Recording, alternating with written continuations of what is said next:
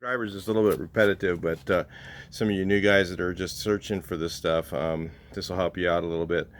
Uh, if you're putting in heater channels that look like these here, let's look at this side. I mean, these are toasted. There's nothing hold these to the body anymore. There's no connection to the body. Look, see, just moves. Okay, got bees going around me here, but you see how bad those are. There's nothing holding these. There's nothing holding the body together. So you got to fix that and make the doors shut right before you start working on the heater channels. And if you're doing the heater channels and it's in good, they're holding together, you still need to put one of these braces in. So you can run your brace from where I've got mine here, from right here to back in the corner here. Yeah, I've run them to the fender well. I've run them to the door post. Depends on how you want to do it. And this one here I've got way up there because I've got all this metal here to do.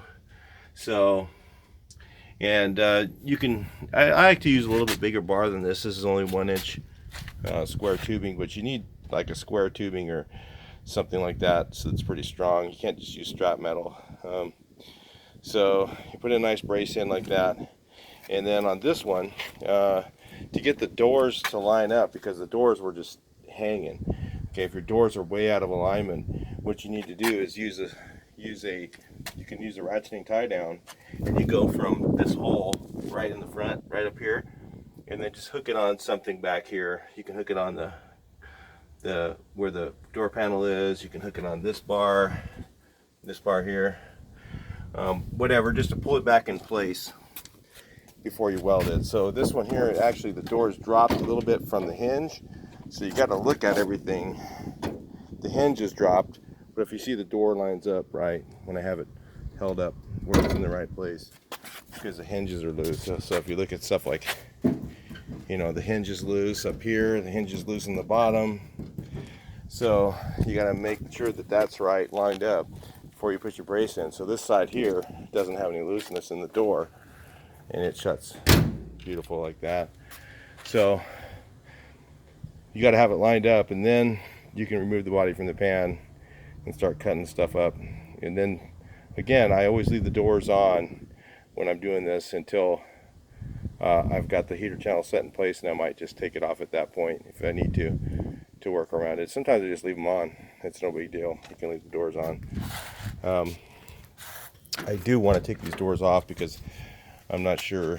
I want to make sure the bolts come loose, because there's a lot of issues. There's a lot of rust in this car, so I may take them off after I get it up in the air, because I can, once that's open, then I can squirt some oil back inside the backside in there, and hopefully I can get that to come loose.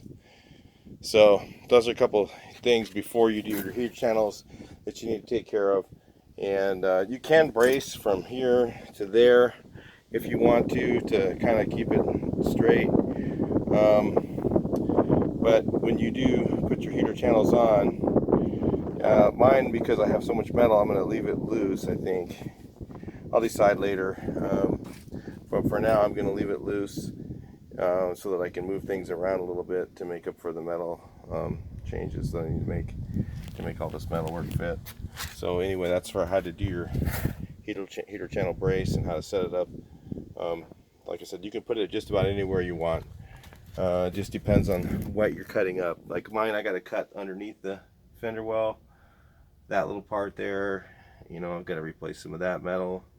So I want it out of the way. I want it up nice and high there. So it worked out for me. All right, talk to you in the next video.